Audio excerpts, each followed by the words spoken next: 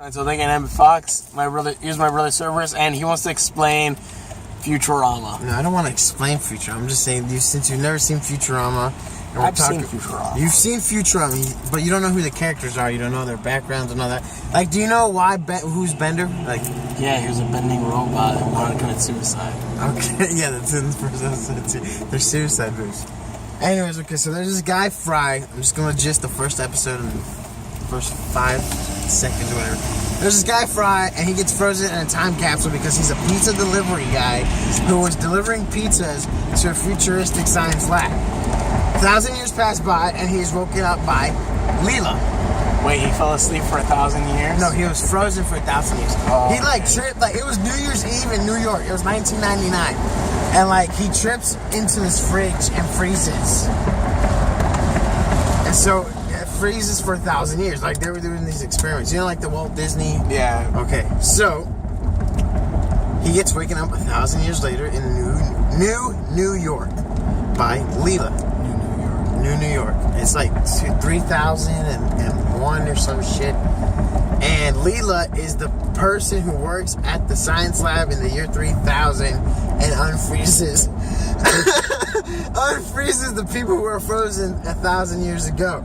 Fuck, that's like a tongue twister right there. Unfreezes the people from 1,000 years ago? Yeah, okay, so in the future, everyone has a job chip. They check what you're really good at, and they put this chip in your hand, and that's your job for the rest of your life, whether it be garbage man or president of the United States. Something in your DNA tells you what your job's gonna be.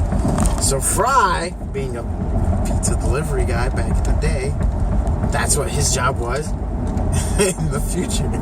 It's a pizza delivery guy. So he doesn't want to do it, and then Leela and him have this chase off through New York, and that's how they meet, and that's the gist of the first episode of Futurama. What about He also runs into Bender because he thinks that this phone booth is a suicide booth, but he thinks this booth... Hold on. He thinks that there's this booth that's a phone booth like they had in 1999. Yeah. But it's not a phone booth, it's a suicide booth. Apparently New York is so fucked up that they've built booths throughout the New York system to kill people to kill themselves. So Bender wants to do that because he doesn't have a point in his life anymore because he's a bending unit and all he does is bend bars for the rest of his life. That's what he was made for, was to bend bars at certain angles. And he does this he's oh, let's do a 2-for-1 kind of thing, and puts the quarter in, which is attached to a string, by the way, and totally yanks it out old school style, and that's how they meet. What about the professor? Oh, okay. So the professor is Fry's grandson, great grandson. Oh, yeah, I forgot about that. Who owns this delivery system. It's like a FedEx, but it does it throughout the planet. Wait, how does he have a grandson? He never had kids. There's an episode that explains that. It's totally incest. He does his grandmother. Or he does his grandmother in the past, but when she was really young and hot, and he thought okay, yeah, that makes sense now. Okay, now Death up, but it makes sense. Yeah, so that's how he had. Anyway, so that's who the professor is. It's his grandson or his nephew. The point is that he's old. Well, if he's his own, but he's younger than himself. Than Fry. Well, if he's his own grandfather, that then means that all of his kids. That means he would be his great grandson or something. Mm-hmm. It's something like that. And then all the other people he meet just happen to work at this delivery spot. And Fry's always wanted to travel the world and shit. And guess what he gets to be for the rest of his life now? Traveling the world. Delivery boy. A delivery boy. And that is the first episode of Futurama told by my brother Cerberus. Tell me if you guys want more episodes of Futurama told by my brother Cerberus. No, I was just telling you the back whole story because you say you watch Futurama and you're saying how you want to get into Futurama. Which is cool because Futurama's a funny show. I do. I want to see it, especially since a lot of the voice actors from there went to Adventure Time. Really?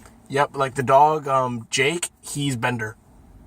And I never seen Adventure. And then at one point there's an entire episode where all the voices are basically from Futurama. Mm-hmm. And it's basically like a reunion. Even there's a character who the guy who plays Fry plays. and he says The voice of Fry, you mean? the voice of Fry, yeah. He tells Jake, basically, these two have never met before, but he says they're best friends, and that they always hang out together. And in the end, he saves Jake. He saves Jake from like the bad things that are coming for him. He says, "You don't owe me those $5 anymore."